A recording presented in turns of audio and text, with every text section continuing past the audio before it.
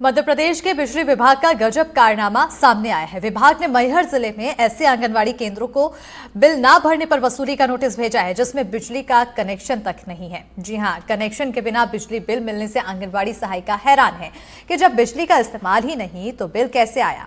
और यह हाल किसी एक आंगनवाड़ी केंद्र में नहीं बल्कि करीब 45 से 55 केंद्रों का है, जहां बिना कनेक्शन के बिजली बिल भेजा गया है और बिजली विभाग के अधिकारी इन केंद्रों से करीब 20,88,000 से ज्यादा की वसूली की तैयारी कर रहे हैं।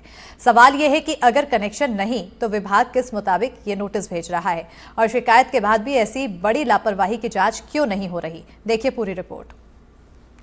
हम मैहर जिले के रामनगर ब्लॉक में मौजूद हैं और यहाँ पर 45 आंगनवाड़ी केंद्रों में अवैध तरीके से बिजली बिल थमा दिए गए हैं, जबकि आंगनवाड़ी केंद्रों में बिजली का कनेक्शन ही नहीं है। कहीं से कहीं तक बिजली का कोई कनेक्शन नहीं है, बावजूद इसके इस आंगनवाड़ी केंद्र को मोटा बिल थमा दिया गया है। इतना ही नहीं, ये एक आंगनवाड़ी केंद्र महज एक वानगी है। ऐसे 45 आंगनवाड़ी केंद्र हैं जहां पर आंगनवाड़ी केंद्रों में बिजली नहीं है। ये आंगनवाड़ी पहले शासकीय बिल्डिंग में था, 2014 में यहाँ हुआ, जब से आज तक इसमें बिजली नहीं दी गई है और न कोई कनेक्शन किया गया है। तो बिजली के बिल आ रहे हैं, बिजली का बिल आ रहा है तो ऊपर से आता होगा। हमारे यहाँ आप देख लीजिए, हम ये गर्मी में ऐसे बैठते हैं और बच्चों को लिए ये हमारे यहाँ इमली का पेड़ है, हम वहाँ धूप गर्मी में बैठते हैं। यहाँ देखिए कोई आता है तो 5 मिनट नहीं बैठ पाता।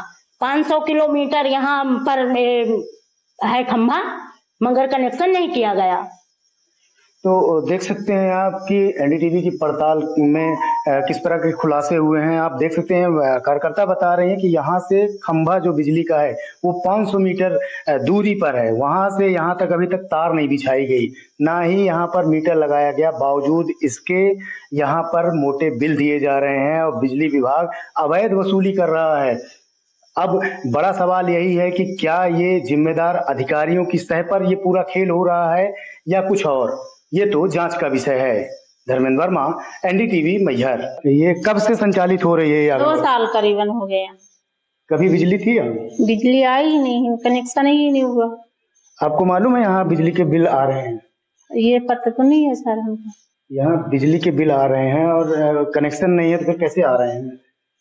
ये तो नहीं पता हमको, लेकिन वो आ रहे हैं, बता रहे थे कि बिजली का बिल आया हुआ है, लेकिन हमारे यहाँ तो कनेक्शन है ही नहीं। तो ऐसे में कैसे कनेक्शन जब है ही नहीं है तो कैसे बिजली का बिल भरेंगे आप? अब ये तो हम बताएंगे सर, विभाग में बताएंगे। हमको तो ये जानकारी नहीं है कि कनेक्शन है यहाँ। कनेक्शन तो है ही नहीं तो हमको तो पता ही नहीं है बिजली का बिल कहाँ से आ रहा। पंखा कूलर कुछ है? कुछ नहीं है यहाँ, कुछ भी नहीं है। अब जब लाइट ही नहीं तो पंखा कूलर कहाँ से ले आएंगे? पानी की व्यवस्था कैसे होती है?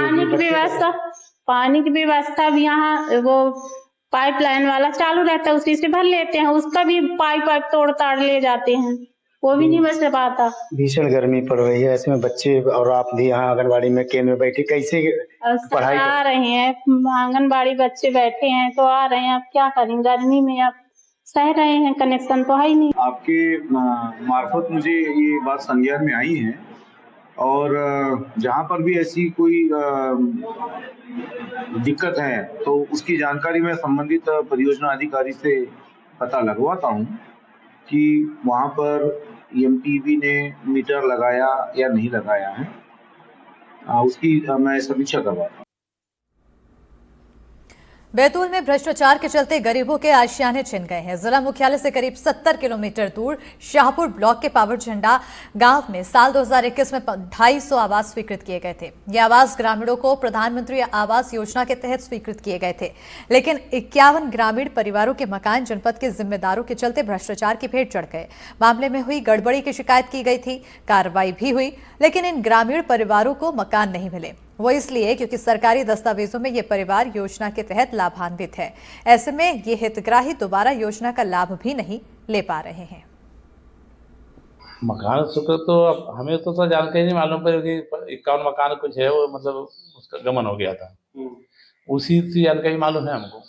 क्या आप लोगों ने जांच की मांग की थी? नहीं, जांच की मांग सब मकान वाले ने बोला कि भाई हमारे मकान कहाँ है, बाद में पता लगा तो वो सब दौड़े बेचारे, तो उनकी प्रूफ भी हो गई ना। शासन के पास उनका न्यायालय में न्याय चला भी गया था, पुलिस कार्रवाई हो भी गई। अब उनको मकान मिलना चाहिए भाई, उनका मकान तो बने जो कि झोपड़ी में रह रहे हो।